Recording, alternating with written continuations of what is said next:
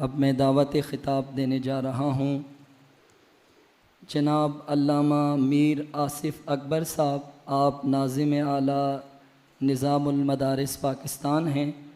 آپ تشریف لائیں اور اپنے خیالات کا اظہار فرمائیں۔ نحمدہ ونصلی ونسلم علی رسولہ النبی الحنین الکریم المکین الرؤوف الرحیم، اما بعد، قال اللہ تبارک و تعالی فی کلام مجید والفرقان الحمید، ان الدین عند اللہ الاسلام، آمنت باللہ صدق اللہ العظیم۔ آج کی اس پیغام پاکستان کانفرنس کے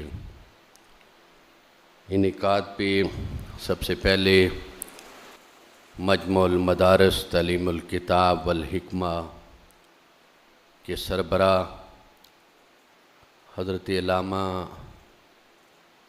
آغا سید جواد حیدر نقوی صاحب کو نظام المدارس کی طرف سے، منہاج القرآن علماء کونسل کی طرف سے دل کی اتھاہ گہرائیوں سے مبارکباد پیش کرتا ہوں۔ آپ کے معاونین، آپ سے ملحق ادارہ جات کے ناظمین اور دیگر تمام جو لوگ جنہوں نے اس میں حصہ ڈالا، سبھی مبارکباد کے مستحق ہیں۔ میں نے قرآن مجید فرقان حمید کی آیہ مبارکہ کا ایک مختصر سا حصہ تلاوت کیا۔ اللہ رب العزت اپنی لاریب کتاب قرآن مجید میں ارشاد فرما رہا ہے کہ اللہ رب العزت کے ہاں دین امن اور سلامتی کا نام ہے۔ ہمارا دین اسلام ہے جو سراسر امن اور سلامتی کا مذہب ہے اور اسی کا درس دیتا ہے، اسی کی تعلیمات ہمیں دیتا ہے۔ اور تاجدار کائنات صلی اللہ علیہ وسلم نے فرمایا کہ مسلمان، آپ نے فرمایا المسلم من سلم المسلمون من لسانہ و یدہ، مسلمان کی تعریف کرتے ہوئے فرمایا کہ جس کے ہاتھ اور زبان سے دوسرے مسلمان محفوظ رہیں، جبکہ مسلمان سے اگلا درجہ مومن کا ہے۔ اور فرمایا المومن آمنہ الناس، کہ مومن وہ ہے کہ جس سے انسانیت محفوظ رہے، جس سے انسانوں کو نقصان نہ پہنچے۔ اور پھر فرمایا ید اللہ علی الجمع ومن شذ شذ فی النار،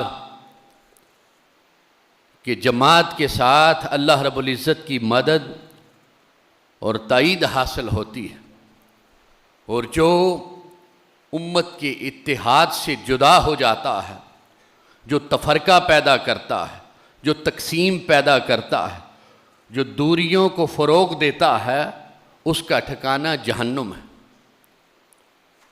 تفرقہ باز کو، تقسیم کرنے والے کو، آپس میں جدائیاں پیدا کرنے والے کو جہنمی قرار دیا۔ ایک طرف تو اسلام کی امن پہ، محبت پہ، رواداری پہ، بامی ہمانگی پہ اور عدم تشدد پہ مبنی یہ خوبصورت تعلیمات ہیں، اور دوسری طرف ہمارا معاشرہ ہے جسے ہم اسلامی معاشرہ کہتے ہیں۔ کیا یہ معاشرہ اسلامی تعلیمات کے مطابق اپنی زندگی گزار رہا ہے؟ کیا ہم اسلام کے پیروکار ہیں، یا اسلام کی فکر کے متصادم ایک اپنی نفرت پہ، کدورت پہ، فرقہ واریت پہ اور تشدد پہ مبنی ایک فکر بنا رکھی ہے، جو اسلام کو بھی نقصان پہنچا رہی ہے اور پاکستان کو بھی نقصان پہنچا رہی ہے؟ آج ہر مسلک، ہر گروہ دوسرے کو اسلام سے خارج کرنے کے در پہ ہے۔ یہی مدارس کہ جو ایک زمانے میں مجمع العلوم ہوا کرتے تھے، جہاں سے محبت کی خیرات بانٹی جاتی تھی، آج وہاں سے کفر کے فتوے بانٹے جا رہے، آج وہاں سے تکفیریت کو فروغ دیا جا رہا ہے۔ یہی علماء جو مسجد کے اندر اتحاد کے لیے سب کو بلاتے تھے، وہ مرکز اتحاد ہوا کرتا تھا، مسجد، امام بارگاہ مرکز محبت ہوا کرتی تھی، آج وہاں اپنے مخالف کو ایسے خارج کیا جاتا ہے کہ یہ دین سے ہی خارج ہے۔ جس سے اختلاف ہو جائے، ادب الاختلاف کا ہمیں پتہ ہی نہیں ہے، ہم فوراً اس کے اوپر چھوٹا موٹا کوئی فتویٰ ہی نہیں صادر کرتے، ڈائریکٹ کفر کا فتویٰ صادر ہوتا ہے۔ یہ معاشرہ ہم کس طرف لے کے جا رہے، لے کے جانے والے کون ہیں؟ وہ لوگ ہیں کہ جو دین کے دائی ہیں، جو دین کے علمبردار ہیں، جو دین کے نمائندے ہیں۔ یہ وہ لوگ ہیں جو اس غلط فکر کو اس معاشرے کے اندر پروموٹ کر رہے ہیں۔ جب وہ یہ کام کر رہے ہیں تو عامت الناس کا کیا حال ہوگا؟ وہ تو باہمی دست و گریباں ہوں گے، وہ تو آپس میں خون خرابہ کریں گے، وہ تو شدت پسندی کو اپنے معاشرے کے اندر اور پھیلائیں گے۔ جب ذمہ داران کا یہ حال ہے، زعماء کا یہ حال ہے، کابرین کا یہ حال ہے، تو نیچے تو اللہ ہی حافظ ہوگا۔ تو اس لیے قیام پاکستان کے بعد یہ پیغام پاکستان ریاست پاکستان نے دیا، یہ اسلام کی حقیقی تعلیمات پہ مبنی ہے، یہ وہی تعلیمات ہیں جو تاجدار کائنات اور اللہ رب العزت کی تعلیمات ہیں، جو قرآن اور سنہ کی تعلیمات ہیں۔ اور پیغام پاکستان کا جب مسودہ تیار ہو رہا تھا تو تحقیقات اسلامیہ کے اس کمیٹی کو جو شرائط دی گئی تھی وہ یہ تھی کہ قرآن اور سنہ دین کے دو بنیادی ماخذ کے علاوہ کوئی تیسرا ماخذ اس میں شامل نہیں کرنا۔ اگر تیسرا کوئی آپ کے پاس ریفرنس کے طور پہ، حوالہ کے طور پہ کوئی اور چیز اگر شامل کر سکتے ہیں تو وہ صرف آئین پاکستان ہے۔ گویا کہ یہ ایک اتنا بڑا مسودہ، اتنا بڑا ڈاکومنٹ ہے جو اتحاد کا ایک بہت بڑا ذریعہ ہے، جو محبتوں کا پھیلانے کا ذریعہ ہے، باہمی ہم آہنگی کو فروغ دینے کا ایک ذریعہ ہے، اپنے معاشرے سے تشدد کو، عدم برداشت کو، فرقہ واریت کو، لا قانونیت کو ختم کرنے کا ایک بہترین ذریعہ ہے۔ اور اسے الحمدللہ صرف پاکستان کے سارے اداروں میں پذیرائی نہیں ملے بلکہ بین الاقوامی سطح پہ اتنی پذیرائی ملی ہے کہ آج انڈونیشیا کے اندر، ملیشیا کے اندر، سعودی عرب کے اندر، ترکی کے اندر، دیگر اسلامی ممالک کے اندر اس کے مسودے پہنچ چکے، اور انہوں نے پاکستان میں آ کے اسی ٹیم سے، اسی کمیٹی سے وہ مسودے تیار کروائیں۔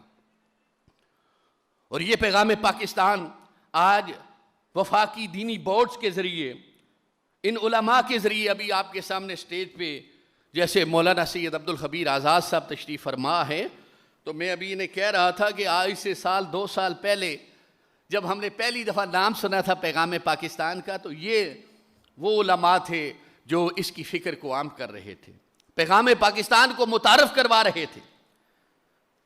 اور اسی طرح حضرت پیر کوریجہ صاحب بھی یہاں پہ موجود ہیں، جو مشائخ کا ایک بہت بڑا نام ہے، جو تصوف اور روحانیت میں ایک بڑا مقام رکھتے ہیں اور ہر ایک کے لیے ہر دل عزیز شخصیت ہے۔